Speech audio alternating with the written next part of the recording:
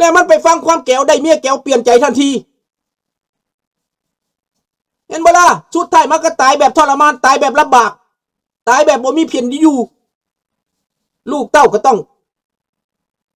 ระสัดเซพเนจรไปอยู่นิวซีแลนด์พุ่น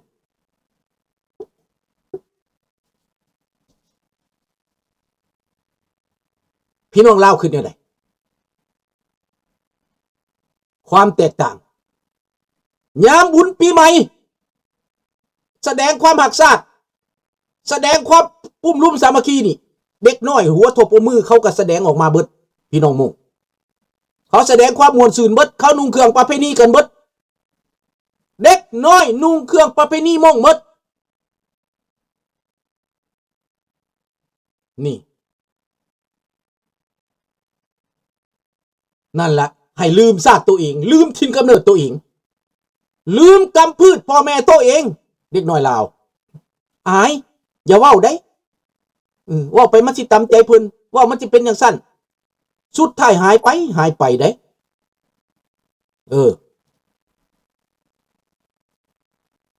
เนี่ยนั่นแหละฟังความแก้วเสียเนี่ยเขาปลูกกันแล้วฟังความลูกเสียบ้านเสียเมืองกันแล้ว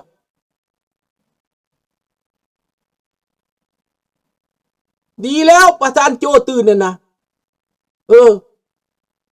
ดีแล้วคันโจตื่นก็ดีแล้วลุงว่าตะกี้โจด่าลุงได้ว่าลุงหัวเก่าหัวเฒ่าได้โจน่ะโจด่าลุงได้เพิ่นเป็นคนรุ่นใหม่เพิ่นวะบ่เป็นหยังบ่ถือซาเพราะมันบ่ฮู้แต่มันมาอยู่ฝรั่งมันก็ยังบ่ฮู้งั้นให้เข้าใจอย่างสั่นมันนับถือก็ดีแล้วดีที่มันได้เข้าใจนะมันจะได้เข้าใจคนเฮานี่หัวด้านหัวดื้อบ่ดีดอกผู้ใหญ่เพิ่นผ่านมาลูกลุงนะมันซ้ำลูกหลานลุงน่ะประธานโจ้น่ะน้อยกว่าลูกหลานลุงอีกสิมาแข็งใส่ลุงบ่ได้เจ้าเจ้าต้องรู้จักค่อยผ่านผ้าผ่านหมอกมาเท่าใดแล้วก่อนสิมาเว้าสู่เจ้าฟังนี่ก็ย้อนหยังย้อนบ่ฟังความเฒ่าความแก่ตายย้อนหอยอีมวยอันนั้นก็ได้เกือบตายแล้วมั้ยเกือบตายย้อนหอยอีมวยขอโทษบ่อย่าเว้าถึงมันเกือบตายย้อนหอยเกี่ยวเห็นบ่แอมมวยเอ้ยอีมวยมันก็เจ้นๆอยู่ลาวพุ่นแสดงพี่อยู่หั่นดิเห็นบ่มันได้เงินกินแต่ก่อนมันถูกเดี๋ยวนี้มันมีเงินเด้เพราะมันมารับจ้างเด้เห็นบ่เข้าใจแล้วบ่ละบาดนี้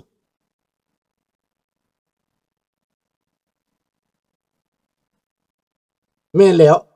เจ้ายังใบบินเจ้ายังประสบการณ์เจ้ายังน้อยเจ้ากล้าก็ยังน้อยเจ้าฮู้อยู่ข่าวสารเมืองลาวเพราะเจ้ามีพวกเจ้าเว้าไปตามนั้นแต่เรื่องการปกครองเรื่องการบริหารเรื่องความเป็นผู้ใหญ่เจ้าบ่มีใดจะยังขาดเบิดใดจะยังขาดเบิดจะสิมีความมั่นคงจะสิมีความนักแน่นจะสิมีความเที่ยงทุนเที่ยงสำลุงนี่โอ้ยากเลยเจ้าเจ้าต้องสร้างอีกหลายปีได้แม่นบ่ล่ะนี่อยากให้ลูกหลานเข้าใจดังนั้นเป็นหยังจะต้องการผู้เฒ่าเป็นหยังจะต้องการผู้ใหญ่มีผู้ใหญ่อยู่นำมันนะผีก็ย่านความอบอุ่นก็มีเกียรติศักดิ์ศรีก็มีแม่นบ่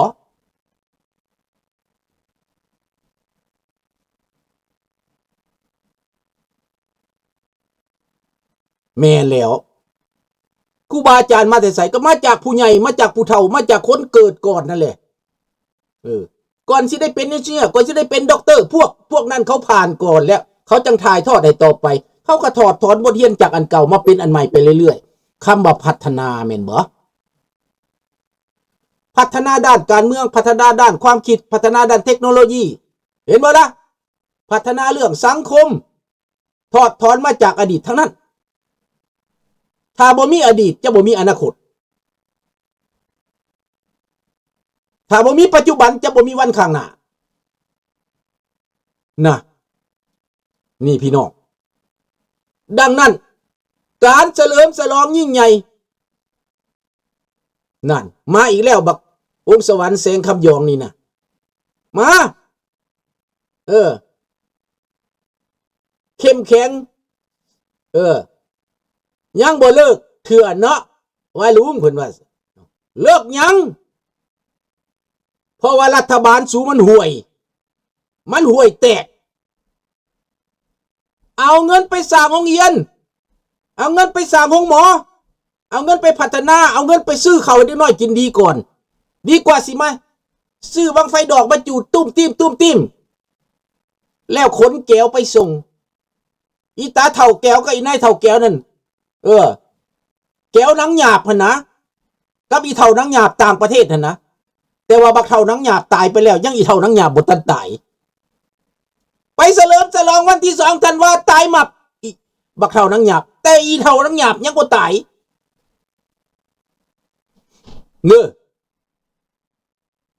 อีเฒ่าหนังหยาบยังบ่ตายบักเฒ่าหนังหยาบตายก่อนซ้ำบนน้ำแก้วมันเอาหยังเอาเสื้อ HIV มาแผ่พายให้วงสวรรค์ได้ฟังอยู่บ่20,000 กว่าคนกระจุกตัวอยู่ไสเวียงจันทน์20,000 กว่าคนกระจุกตัวอยู่เวียงจันทน์นับแต่15 ปีขึ้นไปส่วนหลายเป็นพนักงานภาครัฐติดโรคเอดส์ HIV สมน้ำหน้าพี่น้อง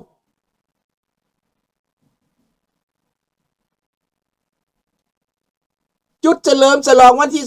2 ธันวาประเทศเฮาปลดปล่อยหยังเหรอมึงปลดปล่อยหยังปลดปล่อยโรคเอดส์บ่ปลดเป็ดปลดความซัวให้ของพวกสูบ่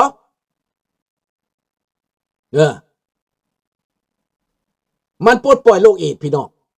ท่านประดิษฐ์มันให้ลูกเมียมันบักท้องลอยฟาดลูกไฟจักว่าติดโรคเอดส์ให้ลูกไฟแล้วบ่จักหั่นบักท้องลอยนะไปกวดเด้อผู้ใดเป็นลูกไฟบักท้องลอยนะนี่แหละพี่น้องเป็นโรคเอดส์กันพนักงานภาครัฐความสัวความสกปรกพวกโจรของเมืองอันนี้มันบ่มีแนวความคิดสร้างสรรค์ล่อคนเพื่อสิไปโชว์อัพเอาแก้วมาเอาเจ็กมาเอารัสเซียมาอวดบัดเลิกแล้วเลิกเฉลิมฉลองแล้วทองรุ่นจมมาจังไดเงินงบประมาณเฮาก็หมดไปหลายเฮาสิเอาใส่มานั่นมาจุไว้เพิ่นว่าซั่นเด้ไปกวดสอบเบิ่งดูบริษัทใดมีไปกวดสอบเอาไปลัดรถเอาไปเก็บเงินมาพอเดี๋ยวนี้เฮาเมินงบประมาณเรื่องการเฉลิมฉลองนี่หลายการกะเกียมแก่รถถังมาภาครัฐนี่ดีใจในการเฉลิมฉลองแล้วผู้ที่ไปเฉลิมฉลองสวนสนามแตกตากแดดตากละนายอยู่นั่นรถเหยียบตายแล้วก็มาห้องให้กันพวกตายกระได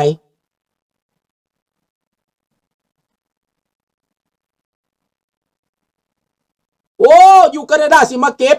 ถ้าวงสวรรค์เจ้าว่าวสิมาเก็บข่อยน่ะโอ้โหยมาแล้วเด้อวงสวรรค์เด้อพวกเจ้าที่ว่าไปเกี่ยวพันกับแคนาดาน่ะนะพวกเจ้าสิติดคุกเป็นแถวแหละข่อยสิบอกให้เข้ามาแคนาดาติดคุกซ้ำอีกนะพี่น้องเจ้าอยู่แคนาดาติดคุกอีกพุ่นนะเจ้าสิว่าข่อยบ่ฮู้บ่อย่าเจ้าหน้าที่เฟเดรัลน่ะนะข่อยคอนแทคอยู่ตลอดเด้อสิบอกให้เจ้าอย่าเด้อ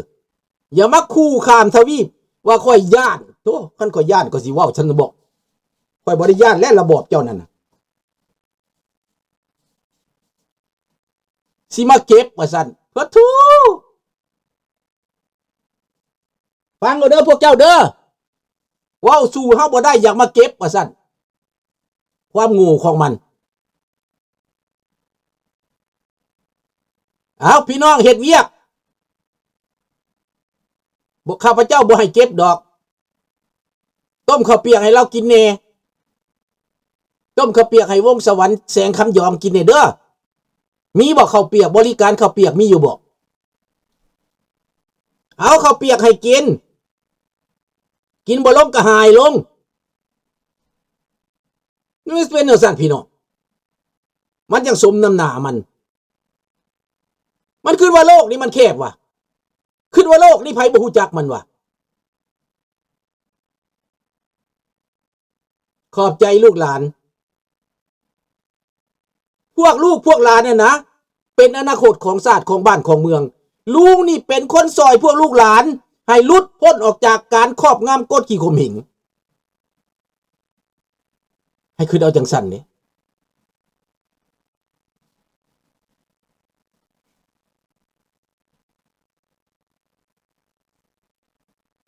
ดังนั้นพี่น้องมันว่าปลดปล่อย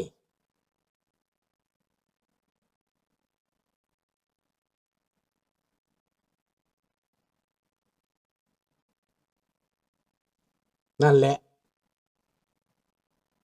เก็บเกือบเก่าบ่ มันสิมาเก็บเกือบเก่าบ่มีสร้างสามหัว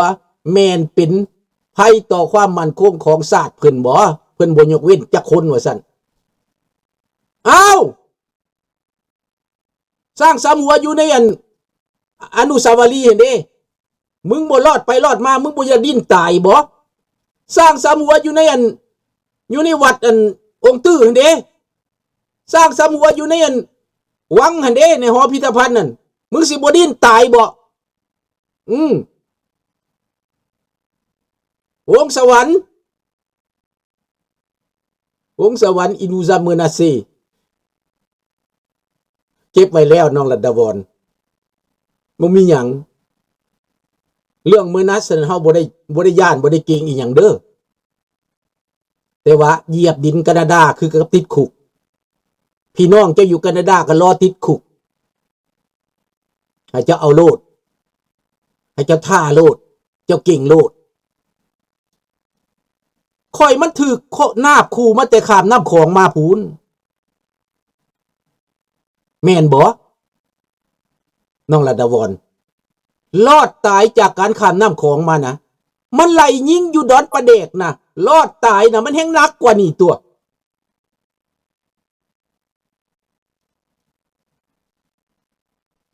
เขาสิไปย่านคนประเภทนี้บ่นะพี่น้องรอดตายมาจากการไล่ยิงนะพี่น้องข้าพเจ้ากับลูกนะอุ้มลูกผูกมาลอยข้ามน้ำนะผู้บุญบ่มีก็ตายในน้ำคลองกันนะ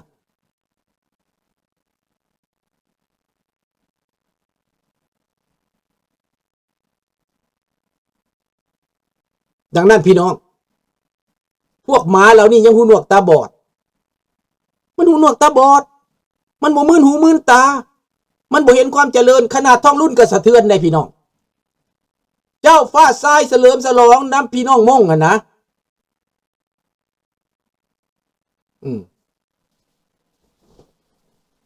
แม่แล้วให้กินข้าวเปียกเอาข้าวเปียกให้กันยังบอกเลยเด้ลูกหลานอยู่เมืองลาวเขาสิเอาข้าวเปียกไปให้กินนอนพักผ่อนกินข้าวเปียกจังมือ2 มื้อ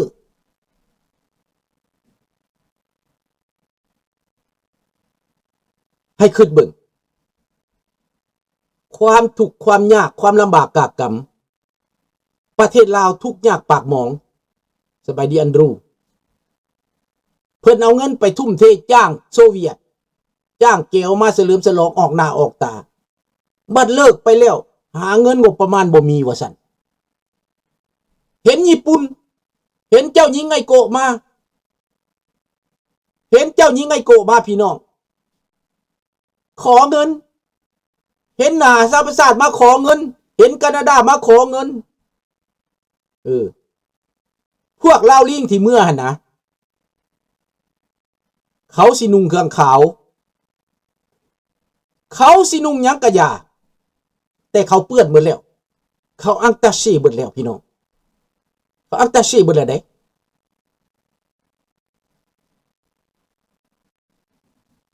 ด้ นั่นพี่น้อง